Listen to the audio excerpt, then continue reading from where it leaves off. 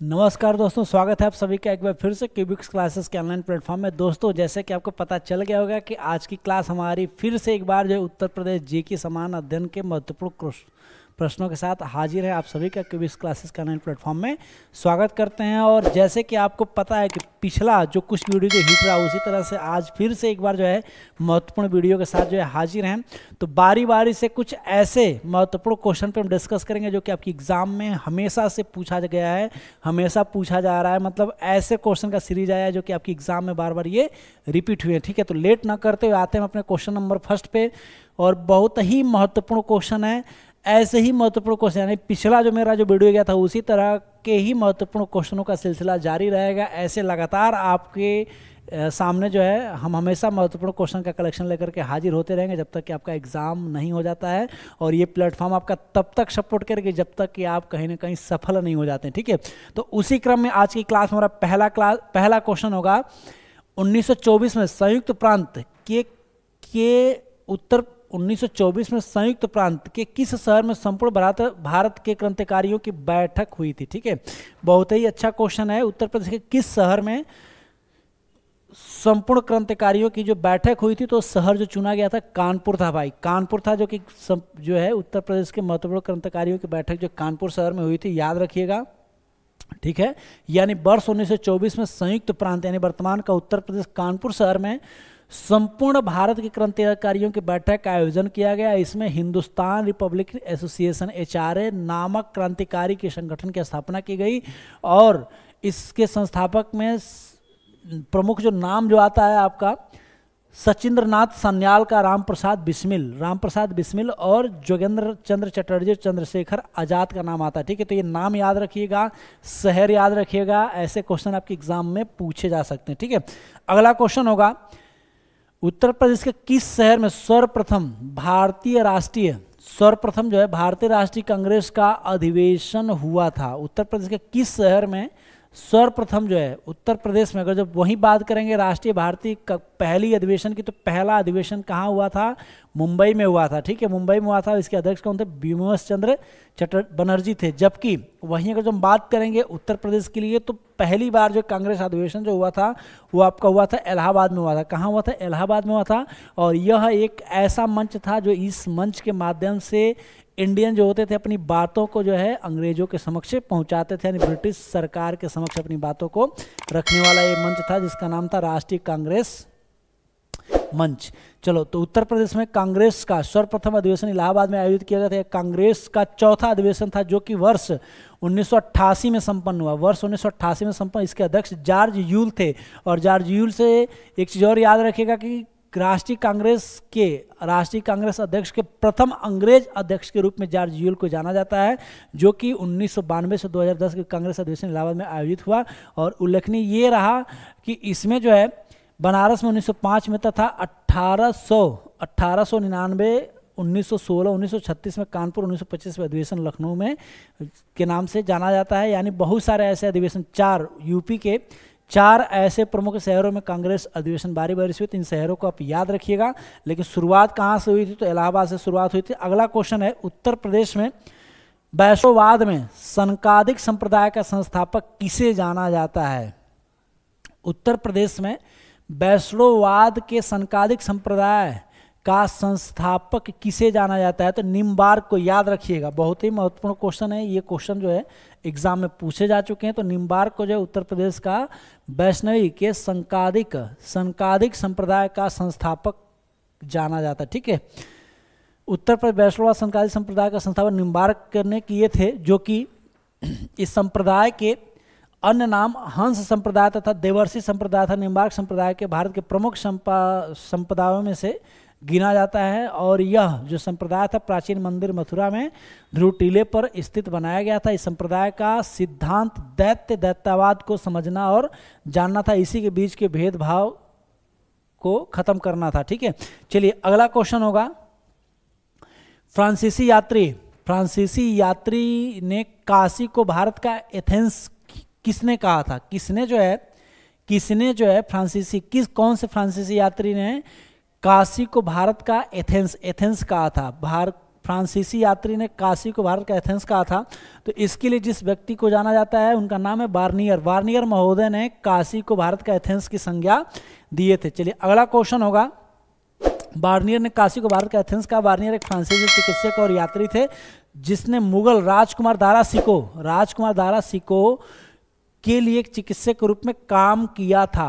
अगला क्वेश्चन होगा, चंदावर युद्ध, बहुत ही महत्वपूर्ण क्वेश्चन है, ऐसे क्वेश्चन एग्जाम में पूछे जा चुके हैं। ये उत्तर प्रदेश के इतिहास वाले क्वेश्चन, यानी इतिहास से जुड़ा जो पार्ट जो कि उत्तर प्रदेश समान अध्ययन के अंतर्गत आता है उस पर भी हम लोग डिस्कस करते हुए चलते हैं। तो चंदावर की युद्ध 1994 में राजा जयचंद्र मोहम्मद गोरी से पराजित। चंदावर की वर्तमान भौगोलिक स्थिति क्या है भाई, मैंने अभी बताया था, अभी मेरे कुछ वीडियो में इस पे भी हम लोगों ने डिस्कस किया था कि ये इटावा के निकट और यमुना नदी के तट पे, जिसको चंदावत के नाम से जाना जाता है। वर्तमान में इसको क्या है, इसको चंदावत के नाम से इसको जाना जाता है, ठीक है, जो कि चंदावर के युद्ध के नाम से ये जाना जाता है। यानी यह जो जगह इटावा की यमुना के पास है, इटावा की यमुना के पास है, ठीक है। यानी ये चंदावर जो है राजा जयचंद्र मोहम्मद गोरी से पराजित। चंदावर वर्तमान में इटावा यमुना नदी के तट पर स्थित चंदावत, इस जगह का भी नाम क्या है, चंदावत। अगला क्वेश्चन होगा, मैच करना है भाई, कौन सा युग सुमेलित नहीं है, कौन सा युग सुमेलित नहीं है।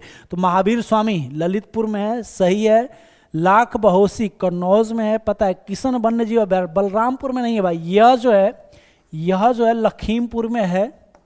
कहाँ पर है ये, लखीमपुर में। तो याद रखिएगा कि जो किशनपुर और रानीपुर जो वन्य जीव अभ्यारण्य है यह लखीमपुर खीरी में है, यह जो है आपका बलरामपुर में नहीं है। जबकि वहीं कैमूर अभ्यारण्य की बात करेंगे तो मिर्जापुर सोनभद्र में इसका विस्तार किया गया है, तो इसको याद रखिएगा।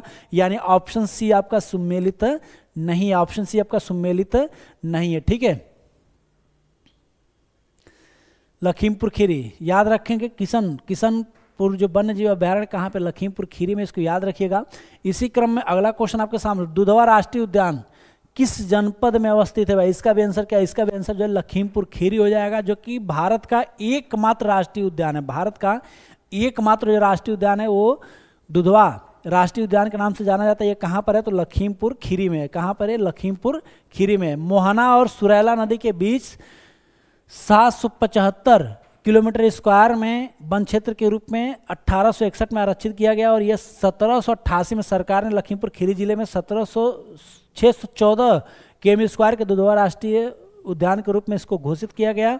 और यह दुधवा लगभग 30 किमी की रेडियस में यह फैला हुआ है, 30 किलोमीटर रेडियस में फैला हुआ है, जिसमें जो कतरनिया घाट को मिला करके दुधवा टाइगर रिजर्व भी बनाया गया। इसको भी याद रखिए, यानी दुधवा टाइगर रिजर्व और दुधवा राष्ट्रीय उद्यान ये जो है लखीमपुर खीरी में ही है, इसको याद रखिएगा, बहुत ही महत्वपूर्ण क्वेश्चन। अगला क्वेश्चन होगा, उत्तर प्रदेश में स्थित नहीं है, इनमें से कौन सा अभ्यारण्य उत्तर प्रदेश में स्थित नहीं है, इसको याद रखेंगे। तो किशनपुर अभी हम लोगों ने डिस्कस किया था, यह कहाँ पर है, तो उत्तर प्रदेश में लखीमपुर में है, ठीक है। जबकि सुराताल की बात करें तो इसको भी हम लोगों ने क्वेश्चन में सॉल्व किया है, कहाँ पे, बलिया में है। जबकि कतरनिया घाट आपका यह जो है बहराइच से लेकर के लखीमपुर खीरी तक इसका विस्तार है, लखीमपुर और विस्तार है। जबकि कालेसर की बात करें तो यह जो है हरियाणा में है। तो क्वेश्चन यही है आपका कि कौन सा उत्तर प्रदेश में नहीं है, तो आपका आंसर क्या हो जाएगा, डी, ऑप्शन डी आंसर क्या होगा, कालेसर। कालेसर जो कि हरियाणा का एक प्रमुख राष्ट्रीय उद्यान है, ठीक है। अगला क्वेश्चन होगा, यमुनानगर स्थित जो है 8 दिसंबर 2003 को यह राष्ट्रीय उद्यान घोषित किया गया था, और यह जो है हरियाणा में है, यह जो है हरियाणा में है। अगला क्वेश्चन होगा, पहला गिद्ध संरक्षण केंद्र कहाँ, ये करंट का क्वेश्चन, ये क्वेश्चन एग्जाम में आ चुका है कि उत्तर प्रदेश में पहला गिद्ध संरक्षण केंद्र कहाँ स्थापित किया जा रहा है, तो आपका आंसर महाराजगंज होगा। कहाँ होगा, महाराजगंज, जो कि ये नेपाल से कनेक्टिंग डिस्ट्रिक्ट है, नेपाल से लगा हुआ है, और वहीं पे उत्तर प्रदेश का पहला गिद्ध संरक्षण केंद्र स्थापित किया जा रहा है। यह जो है करंट का भी क्वेश्चन, इसको याद रखिएगा, ऐसे क्वेश्चन एग्जाम में पूछे जा रहे हैं। 2019 में ही इसको जो है महाराजगंज में पहला गिद्ध संरक्षण केंद्र जो है इसको इस्टेब्लिश किया जा रहा है, इसको याद रखिएगा। या प्रजनन केंद्र की तर्ज पर भी इसका विकास हो रहा है, जो कि केंद्र का विकास हरियाणा और पिंजौर में स्थित देश के लिए पहला जटायु संरक्षण प्रजनन केंद्र किया गया। यानी हरियाणा और पिंजौर जो कि हिमाचल का एक जगह पिंजौर, वहाँ पे पहला जटायु संरक्षण केंद्र स्थापित किया जाएगा। वहीं अगर जो उत्तर प्रदेश में हम बात करें तो आपका क्या हो जाएगा, महाराजगंज होगा। क्या होगा, महाराजगंज होगा, ठीक है। चलो अगला क्वेश्चन होगा डिस्प्ले पे, उत्तर प्रदेश में नहीं है, जानना कि आपको निम्नलिखित अभ्यारण्य में से कौन सा अभ्यारण्य उत्तर प्रदेश में नहीं है। तो एटना बताया था पटना एटा में है, पटना एटा में है। और यह जो है ये जयप्रकाश नारायण पक्षी ये बलिया में है, जो कि नाम सुराताल का ही चेंज कर दिया गया है। और ये चित्रांगुडी और उधवा, चित्रांगुडी और उधवा यह दोनों जो है उत्तर प्रदेश से बाहर है, यानी आपका आंसर क्या हो जाएगा तीसरा और चौथा यानी ऑप्शन डी, तीसरा और चौथा यानी ऑप्शन डी होगा, इसको याद रखिएगा, ठीक है, ऑप्शन डी। चित्रांगुडी और ब्यारण जो तमिलनाडु में, जबकि उधवा राष्ट्रीय कहाँ झारखंड में है। सुराहा ताल का ही नाम जो है जयप्रकाश नारायण कर दिया गया, अभी हम लोगों ने डिस्कस किया। अब चलो अगला क्वेश्चन है, उत्तर प्रदेश में केंद्रीय विश्वविद्यालय की संख्या कितनी है? उत्तर प्रदेश में केंद्रीय विश्वविद्यालय कितने हैं? तो उत्तर प्रदेश में वही केंद्रीय विश्वविद्यालय की बात करें तो इनकी संख्या 4 हैं। उत्तर प्रदेश में केंद्रीय विश्वविद्यालय कितने हैं? तो 4 है, इसको याद रखिएगा। अभी हम डिस्कस करेंगे कि कौन कौन से केंद्रीय विश्वविद्यालय है। तो 4 केंद्रीय विश्वविद्यालय, जिसमें से काशी हिंदू विश्वविद्यालय वाराणसी में है, जिसकी स्थापना 1916 में हुई थी। जबकि दूसरे नंबर पे बात करें तो अलीगढ़ मुस्लिम विश्वविद्यालय, अलीगढ़ में इसकी स्थापना 1920 में हुई थी, 1920 में हुई थी। जबकि 1920 में हुई थी। वही डॉक्टर भीमराव अंबेडकर विश्वविद्यालय लखनऊ में इसकी स्थापना जो है 1989 में हुआ था, 1989 में। और इलाहाबाद विश्वविद्यालय की स्थापना जो है 1886 में। वर्तमान में देखा जाए तो कुल 6 विश्वविद्यालय हैं। रानी लक्ष्मीबाई केंद्रीय विश्वविद्यालय झांसी 2014 तथा राजीव गांधी राष्ट्रीय विश्वविद्यालय 2017 में स्थापित किए जा चुके हैं। यानी इस तरह से आपका आंसर देखा जाए तो आपका राइट आंसर क्या हो जाएगा? सी, 4। ये जो कि एग्जाम में आया हुआ क्वेश्चन उसमें 4, लेकिन अभी अगर जो एक क्वेश्चन आता है तो आपका आंसर क्या हो जाएगा? 6 हो जाएगा, ठीक है, 6 हो जाएगा। याद रखिएगा क्वेश्चन पिछली बार के 2018 के पुलिस के एग्जाम में आ चुका है। उत्तर प्रदेश में पहला विकलांग विश्वविद्यालय कहाँ स्थापित किया जा रहा है? उत्तर प्रदेश में पहला विकलांग विश्वविद्यालय कहाँ पर स्थापित किया जा रहा है? तो इसका राइट आंसर होगा चित्रकूट में। कहाँ पर? चित्रकूट में। ये शहर याद रखिएगा, ये उत्तर प्रदेश का प्रथम विश्वविद्यालय जो है स्थापित, प्रथम विकलांग विश्वविद्यालय स्थापित किए जा रहे हैं, जो कि चित्रकूट में है। और यह जो है महान व्यक्ति जगत गुरु राम भद्राचार्य विकलांग विश्वविद्यालय जो है चित्रकूट के नाम पे पड़ा हुआ है। और यह एकमात्र विश्वविद्यालय जो विकलांगों के लिए, जिसके चांसलर जगत गुरु राम भद्राचार्य हैं, जो कि जीवन पर्यंत रहेंगे, ठीक है, इनको वो कर दिया गया है, इसके प्राचार्य हैं। और वह एक महान पुरुष है, महान आत्मा है, तो इसको याद रखिएगा। पहला जो है, पहला भारत उत्तर प्रदेश का पहला विकलांग विश्वविद्यालय चित्रकूट में स्थित है। अगला क्वेश्चन होगा, अंबेडकर इंस्टीट्यूट हैंडीकैप्ड अवस्थित है। Ambedkar institute of technology handicapped अवस्थित है, तो कानपुर में है, जो कि यहाँ पर जो है कृत्रिम जो ऑर्गेन्स है ना मानव, यानी हाथ पैर वगैरह अंगुलियाँ, ये सब जिस चीज़ें जो है ये बनाए जाते हैं, ये जो है बनाए जाते हैं आर्टिफिशियल, ये जो है बनाए जाते हैं। तो याद रखिएगा यह जो है कानपुर में है। अंबेडकर टेक्नोलॉजी फॉर हैंडीकैप्ड की स्थापना 1997 कानपुर में की गई थी, विश्व बैंक की सहायता से की गई। यह विश्वविद्यालय की स्थापना जो विश्व बैंक की सहायता से की गई। अगला क्वेश्चन होगा, सबसे पुराना विश्वविद्यालय कौन सा है? तो इनमें से देखा जाए तो इनमें से सबसे पुराना विश्वविद्यालय आपका इलाहाबाद होगा। इलाहाबाद जो है सबसे पुराना, यानी ऑप्शन 20 का राइट आंसर होगा। वहीं बात करें इलाहाबाद विश्वविद्यालय की स्थापना की, तो इसकी स्थापना जो है 1887 में हुआ था, जबकि 2005 में केंद्रीय विश्वविद्यालय का दर्जा प्राप्त कर दिया गया था। जबकि बनारस विश्वविद्यालय की स्थापना मदन मोहन वाल्मीकि ने 1916 में किया था। लखनऊ विश्वविद्यालय 1921 में स्थापित किया, जबकि चौधरी चरण सिंह विश्वविद्यालय जो है मेरठ में इसका स्थापना किया गया और 1965 में हुआ था। तो इस तरह से देखा जाए तो इन चारों में से सबसे पुराना जो था आपका ऑप्शन क्या? बी हो जाएगा, जो कि इलाहाबाद विश्वविद्यालय है, इलाहाबाद केंद्रीय विश्वविद्यालय है। अगला क्वेश्चन होगा, सरदार वल्लभ भाई पटेल कृषि विश्वविद्यालय अवस्थित है। सरदार वल्लभ भाई पटेल कृषि विश्वविद्यालय अवस्थित है, तो यह जो स्थान है आपका राइट आंसर मेरठ हो जाएगा। क्या मेरठ? फैजाबाद में भी कृषि विश्वविद्यालय, कानपुर में भी है, झांसी में भी अभी जो है केंद्रीय विश्वविद्यालय की स्थापना की जाए, लेकिन मेरठ के लिए सरदार वल्लभ भाई पटेल कृषि विश्वविद्यालय के नाम से जाना जाता है। तो इसको याद रखिएगा, ऐसे क्वेश्चन आपके एग्जाम में पूछे जा सकते हैं। यानी सरदार वल्लभ भाई पटेल कृषि विश्वविद्यालय जो मेरठ में स्थित है और यह 2000 वर्ष में स्थापित किया गया है। ठीक है, अगला क्वेश्चन होगा, 4 राज्यों की सीमा से लगा हुआ है। ये भी टॉपिक में हमने आप लोगों को बताया हुआ है कि भारत उत्तर प्रदेश का कौन सा ऐसा जिला है जो 4 राज्यों को स्पर्श करता है। वहीं अगर जो सोनभद्र की हम बात करें तो यह जो 4 राज्यों को स्पर्श करता है, एमपी, बिहार, झारखंड और छत्तीसगढ़। याद रखिएगा, तो ये एकमात्र ऐसा जनपद है जो कि उत्तर प्रदेश का एकमात्र ऐसा जिला आज सोनभद्र है जो कि भारत के 4 राज्यों के साथ जो है सीमा साझा करता है। तो याद रखिएगा, ये क्वेश्चन एग्जाम में पूछे जा चुके हैं।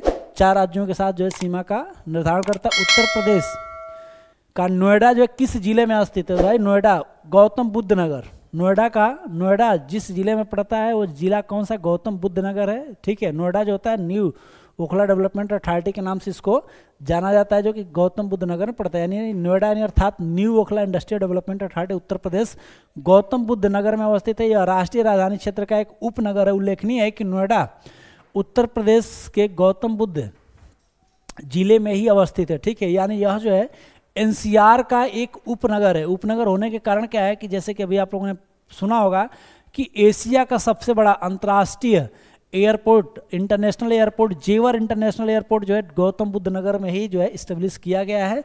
तो यह राष्ट्रीय राजधानी क्षेत्र का सबसे प्रमुख नगरों में से एक है। उसी तरह से देखें तो अगला क्वेश्चन होगा 18, उत्तर प्रदेश में निम्नलिखित जनपद कौन सा क्षेत्रफल की दृष्टि सबसे छोटा है? देखो भाई, सबसे छोटा तो आपको पता है कि हापुड़ है, लेकिन हापुड़ है, क्या है? हापुड़ है, लेकिन हापुड़ ऑप्शन में नहीं है। इन चारों में से आपको बताना है कि इसमें से सबसे छोटा कौन सा है।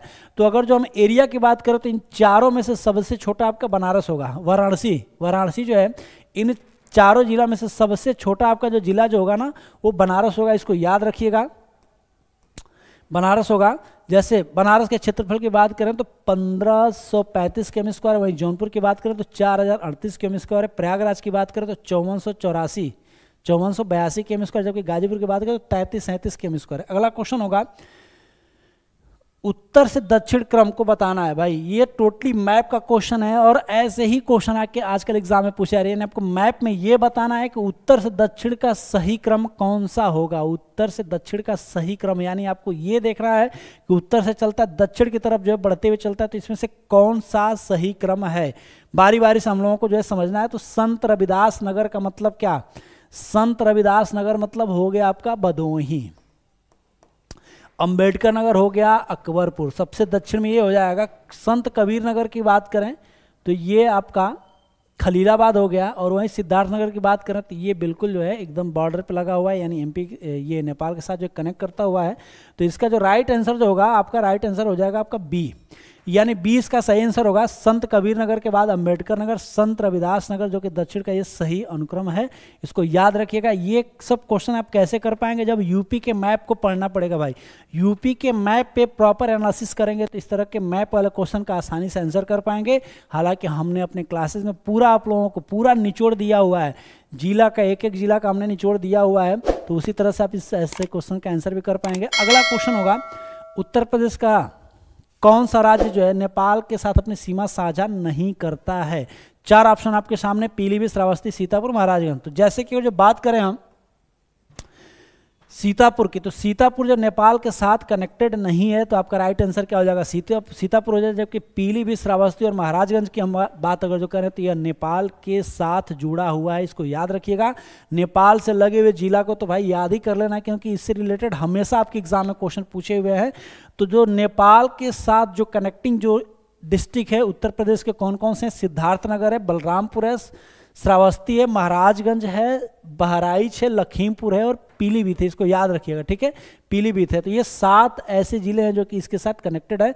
अगला क्वेश्चन होगा क्वेश्चन नंबर 21 आपके सामने। उत्तर प्रदेश में कौन सा ऐसा जिला है जो अन्य जिलों से घिरा हुआ है, यानी या किसी भी अन्य राज्य के साथ सीमा साझा नहीं करता? यानी आपको क्या जानना है?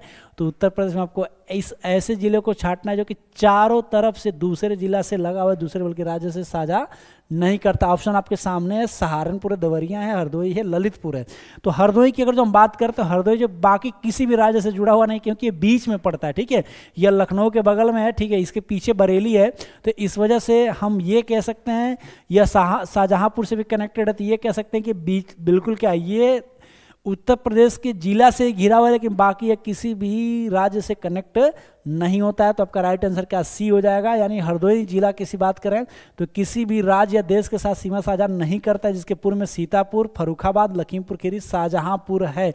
यानी यह लुना और लखनऊ से भी घिरा हुआ है, तो यह किसी भी दूसरे राज्य या देश के साथ जुड़ा हुआ नहीं है। इसको याद रखिएगा। अगला क्वेश्चन होगा उत्तर प्रदेश में से कौन सा जिला मध्य प्रदेश के साथ सीमा साझा नहीं करता है? आंसर है आपका इलाहाबाद, मिर्जापुर दोनों जुड़े हुए हैं, इटावा भी जुड़ा हुआ है, अलीगढ़। इसका राइट आंसर क्या हो जाएगा? अलीगढ़। अलीगढ़ जो है एमपी के साथ कनेक्टेड नहीं है, जबकि ये हरियाणा के साथ लगा हुआ है। किसके साथ कनेक्टेड है? ये हरियाणा के साथ यह जो है बनाता है, ठीक है। यानी उत्तर प्रदेश प्रयागराज, वर्तमान का प्रयागराज इलाहाबाद, मिर्जापुर आगरा, इटावा, झांसी ललितपुर, बांदा, चित्रकूट, जालौन, सोनभद्र, ये मध्य प्रदेश के साथ सीमा बना, जबकि उत्तर प्रदेश का अलीगढ़, सहारनपुर, शामली, बागपत ये जो है हरियाणा के साथ कनेक्टेड है। मैंने बताया भी ना कि ये जो अलीगढ़ है ये हरियाणा के साथ जुड़ा हुआ है, जबकि एमपी के साथ एक कनेक्टिंग डिस्ट्रिक्ट नहीं है, ठीक है। अगला क्वेश्चन होगा आपके सामने डिस्प्ले पे। उत्तर प्रदेश की भौगोलिक सीमा में सर्वाधिक राज्यों को स्पर्श करने वाला, लो भाई, सर्वाधिक राज्यों को स्पर्श करने वाला इसमें से शामिल नहीं है। उत्तर प्रदेश में से भौगोलिक सीमा सर्वाधिक राज्यों को स्पर्श करने वाला निम्न में से कौन सा राज्य इसमें शामिल नहीं है? यानी मैक्सिमम आपको ये देखना है कि कौन सा ऐसा राज्य है जो सबसे ज़्यादा टच नहीं है। तो भाई उड़ीसा ये बिल्कुल ही, उड़ीसा जो बिल्कुल उत्तर प्रदेश के सीमा के साथ टच नहीं करता, जबकि वही अगर हम बात करें तो मध्य प्रदेश, उत्तराखंड, झारखंड ये सभी ऐसे राज्य हैं जो कि उत्तर प्रदेश के साथ जो कनेक्टिंग स्टेट हैं, ठीक है। तो आपका राइट आंसर क्या? उड़ीसा हो जाएगा। राइट आंसर आपका क्या होगा? उड़ीसा। रट लो भाई, ये सब ऐसे क्वेश्चन है जो कि एग्जाम में आए हुए हैं, यानी इसका राइट आंसर क्या हो जाएगा? उड़ीसा हो जाएगा, ठीक है। याद रखेंगे आप। उत्तर प्रदेश में सस्य जलवायु क्षेत्रों की संख्या कितनी है? तो इसकी संख्या जो है 9 है। 9 कौन कौन से, इसको भी देख लेते हैं। इसकी संख्या ऑप्शन सी 9 होगा। 9 कौन कौन से, इसको भी जान लेते हैं। जैसे कि सस्य जलवायु क्षेत्र पहला आपका आ जाता है भाबर और तराई क्षेत्र, मतलब ये पूरा नेपाल का जो कनेक्टिंग जो डिस्ट्रिक्ट है, और भी ऊपर वाले जो जिला है जो कि उत्तराखंड से भी जुड़े हुए सारे के सारे भाबर तराई क्षेत्र के अंतर्गत आते हैं। जबकि पश्चिमी मैदान की बात करें तो ये राजस्थान से जुड़ा हुआ जिला है, हरियाणा से जुड़ा हुआ जिला है, और मध्य पश्चिमी मैदान उससे जस्ट आगे वाला पोर्शन हो गया यूपी के मैप में। वही दक्षिणी पश्चिमी समशुष्क मैदान की बात करें, यानी ये डेजर्ट वाला जो कि मथुरा के आसपास का है। मध्य मैदान बिल्कुल ये जो दोआब एरिया है, और बुंदेलखंड क्षेत्र जैसे कि आपने एमपी से लगा हुआ क्षेत्र हो जाएगा बुंदेल। उत्तरी पूर्वी मैदान यानी ये बीच का जो एरिया है, जिसमें सुल्तानपुर, ये प्रतापगढ़, अकबर, ये अंबेडकर नगर, अयोध्या वगैरह पड़ता है। पूर्वी मैदान मतलब हम लोग बिंदन क्षेत्र, मतलब ये आपका हो जाएगा मिर्जापुर, सोनभद्र, ये सब सारे जो बिंदन क्षेत्र के अंतर्गत आते हैं। इस तरह से यह 9 जो है कृषि जलवायु प्रदेश के रूप में जाना जाता है, जो कि उत्तर प्रदेश में है। और यही भारत के कृषि जलवायु प्रदेश की अगर जो बात करें तो इनकी संख्या जो कुल 12 हो जाती है। अगला क्वेश्चन होगा जो कि मिट्टी से रिलेटेड है। मृदा जिसमें मुख्य रूप से पोटास की कमी उत्तर प्रदेश के किस जिले में पाई जाती है? तो पोटास की मिट्टी, यानी यह यहाँ पे बाढ़ वगैरह कम आते हैं, नदियों का यहाँ पे प्रभाव कम होता है। एक छोटी सी नदी है, देखिए बलरामपुर, गोंडा, ये सब सारे ऐसे हैं जो कि ये नदियों से घिरा हुआ है, तराई वाला क्षेत्र है। यानी इनमें क्या होता है, पानी डंप होते हैं। लेकिन जब से अगर जो बात करें जौनपुर की, तो जौनपुर बीच में पड़ता है, और यहाँ से सिर्फ एक प्रमुख नदी गोमती और इसकी एक सहायक नदी सई नदी है। तो यहाँ पे बहुत ज़्यादा बाढ़ का प्रभाव नहीं होता है, यानी यहाँ पे मिट्टी में पोटास की मात्रा की कमी होती है। आपका राइट आंसर क्या हो जाएगा? जौनपुर हो जाएगा। तो उम्मीद करते हैं कि ये सेशन अच्छा लगा होगा, समझ में आया होगा, ठीक है। तो इसी तरह से फिर से हाजिर होंगे हम नए क्वेश्चन के साथ, नए सेशन के साथ। बने रहिए इसी तरह से, इस चैनल पे प्यार सहयोग देते रहिए। बाकी आपकी एग्ज़ाम की सफलता के लिए सारे उपाय इस चैनल ने अपनाया गया, बस ज़रूरत है तो आपको फॉलो करने की। यानी ये बहुत ही महत्वपूर्ण स्ट्रेटजी बना करके आपकी तैयारी को आगे बढ़ाया जा रहा है। चाहे कोई भी क्लास हमारे एक्सपर्ट के द्वारा ली जा रही है, चाहे करंट की क्लासेज हो या मैथ की हो, रीजनिंग की हो, तो बहुत ही अच्छी स्ट्रेटजी बना करके अच्छे प्लान के साथ आपके सफलता में हम लोगों का सहयोग बना रहेगा। और ये चैनल आपको तब तक सपोर्ट करेगी जब तक कि आप जो है अपने लक्ष्य को हासिल नहीं कर लेते हैं। तो उम्मीद करते हैं कि ये पिछले सेगमेंट की तरह आज का भी ये बहुत ही अच्छा लगा होगा। मुझे भी अच्छा लगता है कि आप लोग हमारे क्वेश्चंस का आंसर जो है ज़्यादा देते रहते हैं। थैंक फॉर, आज के लिए इतना ही रहने दें। Thanks for watching.